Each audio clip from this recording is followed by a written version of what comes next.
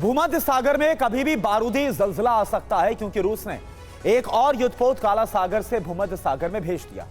उसकी तैनाती एकदम फ्रांस के पास की गई है। उधर युद्ध का अंदेशा देखते हुए फ्रांस ने नेटो से मदद मांगी है और उसके बाद अमेरिका ने ग्रीस मिलिट्री बेस पर बॉम्बर तैनात करके रूस को चैलेंज किया।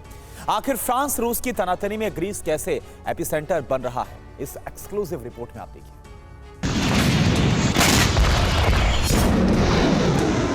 कहीं ऐसा ना हो अब यूक्रेन से युद्ध शिफ्ट होकर दूसरे यूरोपीय देशों तक पहुंचने लगे।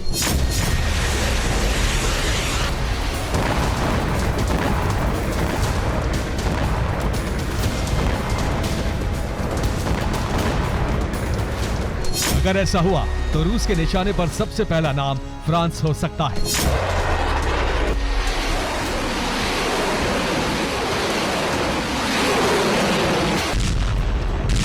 क्योंकि भूमध्य सागर में हालात ऐसे बनते जा रहे हैं जिससे कभी भी फ्रांस और रूस में युद्ध शुरू हो सकता है।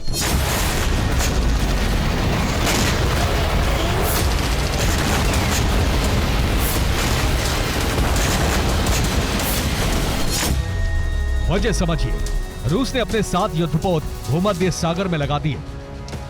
इसके अलावा 3 सबमरीन भी फ्रांस के एकदम पास तैनात कर दी।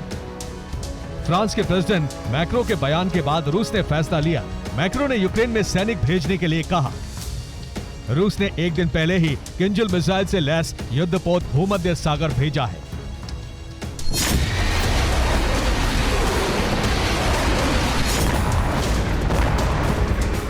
रूस फ्रांस की घेराबंदी कर रहा है। युद्धपोत और सबमरीन से उसने ब्लैक सी से लेकर भूमध्य सागर रूट को ब्लॉक कर दिया है।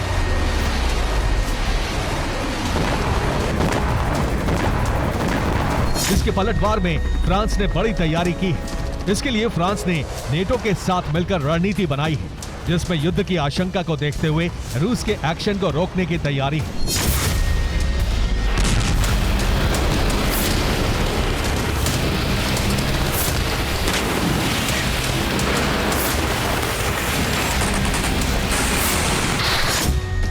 अमेरिका ने ग्रीस में न्यूक्लियर पावर एयरक्राफ्ट तैनात कर दिए हैं, जहां से क्रीमिया और रूस पर सीधा हमला किया जा सकता है।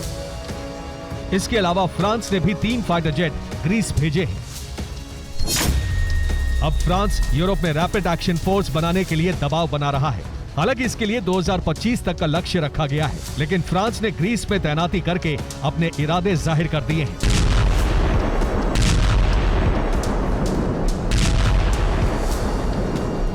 दरअसल फ्रांस ग्रीस के जरिए रूस का ब्लैक सी रूट ब्लॉक करना चाहता है, क्योंकि फ्रांस ठीक उसी तरह काम कर रहा है जैसे रूस ने ब्लैक सी को ब्लॉक किया। क्योंकि ग्रीस की भौगोलिक स्थिति ऐसी है कि वो ब्लैक सी और भूमध्य सागर के बीच एंट्री गेट का काम करता है।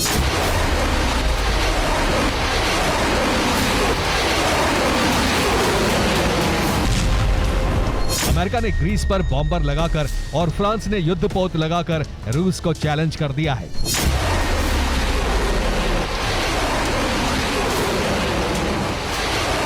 यानी भूमध्य सागर से लेकर काला सागर तक बारूदी जलजला आने वाला है, जिसमें पूरा यूरोप सुलगेगा और तबाही का सबसे भयानक दौर आ सकता है।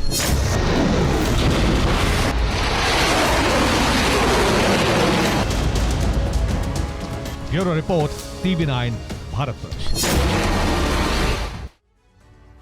जहां गाजा में इजराइल हमास के बीच जो जंग छिड़ी हुई, उसमें अभी तक कई बेकसूर लोग मारे गए हैं। लिहाजा इस जंग को लेकर दुनिया के अलग अलग हिस्सों में धरना प्रदर्शन भी हो रहा है। कोई फिलिस्तीन के समर्थन में तो कोई इजराइल के साथ।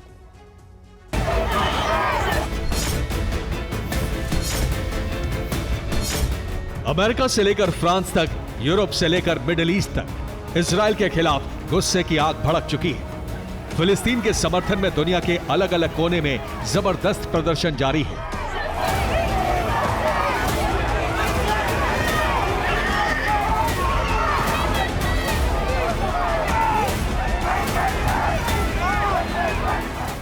बीते कुछ दिनों से अमेरिका की कई बड़ी यूनिवर्सिटी के स्टूडेंट्स सड़कों पर उतरे हुए थे।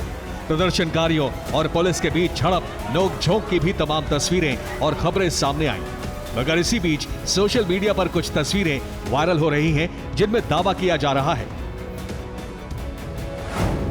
के उग्र प्रदर्शन को देखते हुए यूएस में स्नाइपर की तैनाती हुई है। ओहायो और इंडियाना विश्वविद्यालय में स्नाइपर तैनात किए गए। स्नाइपर की तैनाती से जुड़ी तस्वीरें सोशल मीडिया पर वायरल हैं। हालांकि स्नाइपर की तैनाती पर यूनिवर्सिटी की तरफ से कोई बयान सामने नहीं आया है, मगर जैसे ही सोशल मीडिया पर स्नाइपर की तैनाती से जुड़ी तस्वीरें वायरल हुई, अमेरिका में फिलिस्तीन के समर्थन में प्रदर्शन पहले से ज्यादा आक्रामक हो गया। सैकड़ों की तादाद में छात्र सड़कों पर उतर आए। दुनिया के कुछ हिस्सों में फिलिस्तीन और इजराइल समर्थकों के आपस में भिड़ने की खबर भी सामने आई। ये तस्वीर इटली के मिलान शहर की है, जहां इजराइल के समर्थन में मार्च निकाला गया था। तभी यहां फिलिस्तीन समर्थक भी आ पहुंचे। इसके बाद मारपीट शुरू हो गई। कई छात्रों को चोट आई है।